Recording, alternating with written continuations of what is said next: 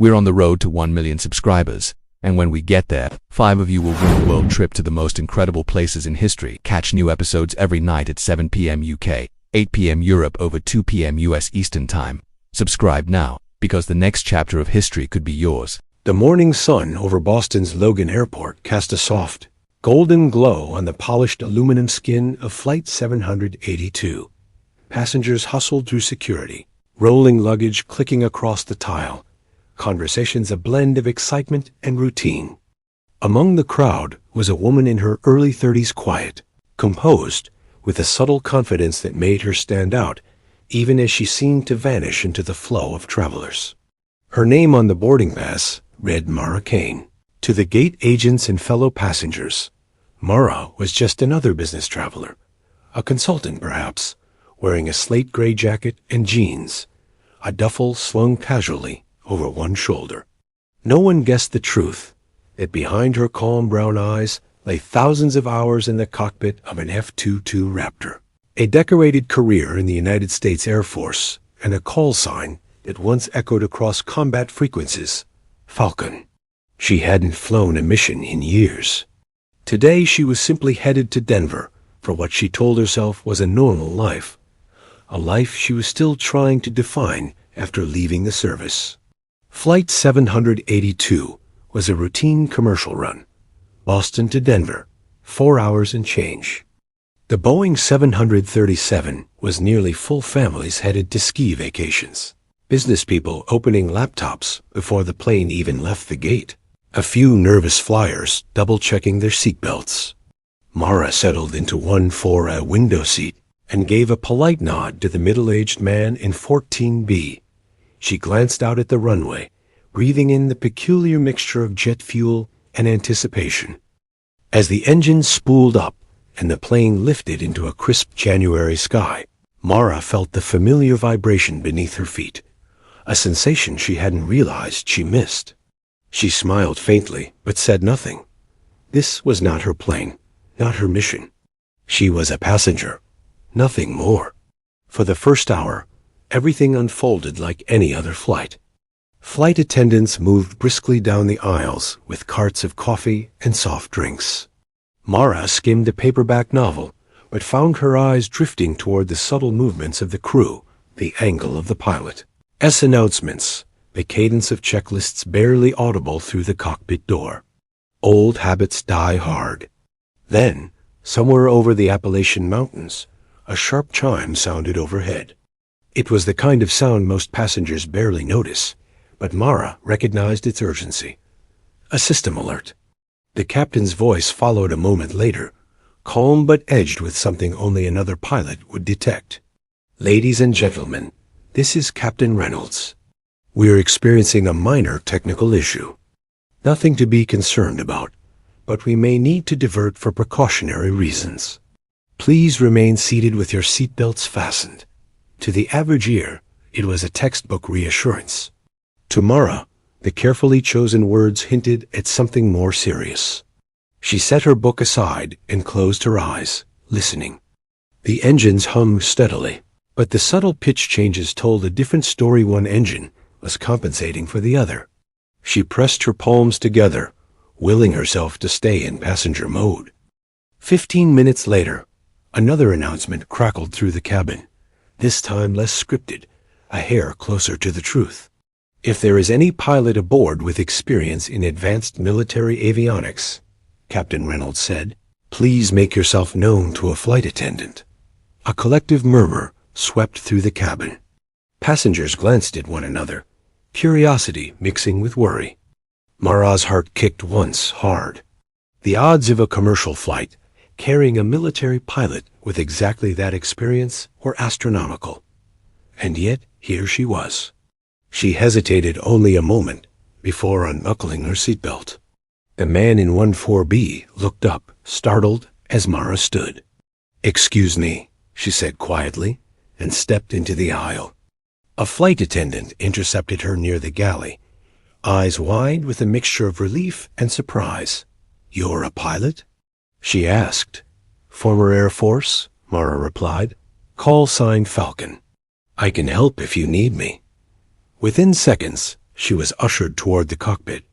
Passengers craned their necks to watch as the mysterious woman disappeared through the reinforced door. Inside, the air was warmer, charged with tension. Captain Reynolds sat at the controls, his first officer scanning a cascade of warning lights. The navigation system had suffered a cascading failure after a surge in the right engine's power regulator. They still had engine thrust, but their primary avionics, the heart of the aircraft's electronic guidance, were unreliable. The nearest major airport lay under heavy storm clouds. The crew was considering an emergency landing on a shorter regional strip with limited ground support. Mara slipped into the jump seat, her movements precise and confident, like a pianist finding middle C after years away. "I've seen something similar in the Raptor," she said. "Mind if I take a look?" Reynolds, a veteran of thousands of flight hours, studied her for half a beat and then nodded. "Be my guest, Lieutenant." Together they traced the failure down to a faulty data bus that was flooding the system with false signals. Mara's fingers danced across the diagnostic panel as if she had never left the service. She proposed a manual reroute of the inertial navigation feed through an auxiliary circuit, a fix Reynolds hadn't considered under commercial protocols, but recognized as sound. As she worked, the plane shuddered through a pocket of turbulence. Outside, the sky darkened into a bruised violet. Passengers felt every dip and rattle. A few gasps carried through the closed door. Mara's voice stayed even, a calm center in the storm. "Captain, we can stabilize on a military-grade landing pattern, low visibility approach," she said. "Cheyenne Regional has a strip long enough. I've flown it in worse conditions." Reynolds glanced at his first officer, then back to Mara. "Let's do it." The next 20 minutes were a master class in quiet heroism. Mara coordinated with air traffic control using crisp, confident jargon that brought an almost audible sigh of relief from the other end of the radio. She recalibrated descent vectors, cross-checked altitude adjustments, and guided Reynolds through the improvised procedure. Back in the cabin, tension crackled like static. Some passengers prayed silently. Others gripped armrests so tightly their knuckles whitened. The man from 14B whispered a shaky, "God bless her," without quite knowing why. At last the outline of the runway materialized through sheets of blowing snow. The Boeing descended, its landing lights piercing the gloom. Every second stretched like a lifetime. The main wheels kissed the tarmac with a firm but controlled thud. Reverse thrusters roared. The plane slowed, straight and true, until the final deceleration eased them onto the taxiway. Only then did Captain Reynolds allow himself a grin. "Ladies and gentlemen," he said over the PA, "welcome to Cheyenne. And if you're wondering who helped guide us here tonight, please thank Lieutenant Mara Kine, call sign Falcon." For a heartbeat there was silence as the name registered. Then the cabin erupted in applause, cheers breaking the heavy tension. Strangers hugged. Some wiped away tears. When the passengers finally deplaned, many stopped to shake Mara's hand or simply say thank you. She accepted each gesture with quiet humility, insisting she'd only done what anyone trained like her would do. But the gratitude in their eyes told her it was more than that. Outside in the cold Wyoming night, news of the extraordinary landing began to spread. Local reporters hurried to the airport, eager for a quote from the unexpected hero. Mara politely declined interviews. She hadn't acted for recognition. Her service, she believed, had never truly ended. It had simply found a new form.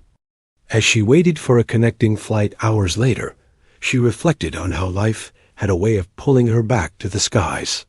She had left the Air Force believing she needed distance, that the part of her defined by call signs and missions was over. Yet when the world needed a pilot, her instincts had responded without hesitation. What struck her most was not the adrenaline or the old familiar rhythm of flying, but the realization that heroism often hides in ordinary clothes. Anyone on that plane could have had a hidden skill, a buried strength, a quiet story no one else suspected. That thought, more than the landing itself, stayed with her. Days later, passengers still shared their experiences online. The sudden calm when Mara entered the cockpit, the gentle steadiness of her presence, the surreal comfort of knowing a stranger among them had the exact expertise required at the precise moment of crisis. Some called it coincidence. Others called it providence. Mara simply called it duty. In Denver, when she finally reached her original destination, she walked through the terminal anonymously once again. No fanfare, no medals, just the soft echo of her footsteps on polished floors. But inside, something had shifted. The flight had reminded her that skill, courage, and service were not things you leave behind with a uniform. They live within you, ready when called. For the passengers of Flight 782, it was a story they would tell for years. The quiet woman in 14 who saved them when the sky turned against them. For Mara Kane, it was a simple truth reaffirmed. Once a pilot, always a pilot. Wings never really fold. They only wait. You've just unlocked another chapter of sacred truth, and your journey with God's wisdom continues. Return tomorrow at 11 a.m. Eastern Time, when a fresh revelation may brighten your path and strengthen your faith. Be sure to subscribe and hit that bell so you never miss a blessing-laden episode. Share this scroll of knowledge with family and friends. For when truth is shared, God's mercy envelops us, guiding and blessing in every circumstance. Your curiosity is our compass.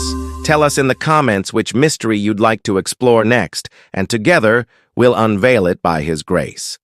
Until next time, stay faithful, stay watchful. May God's mercy and blessings be upon you always.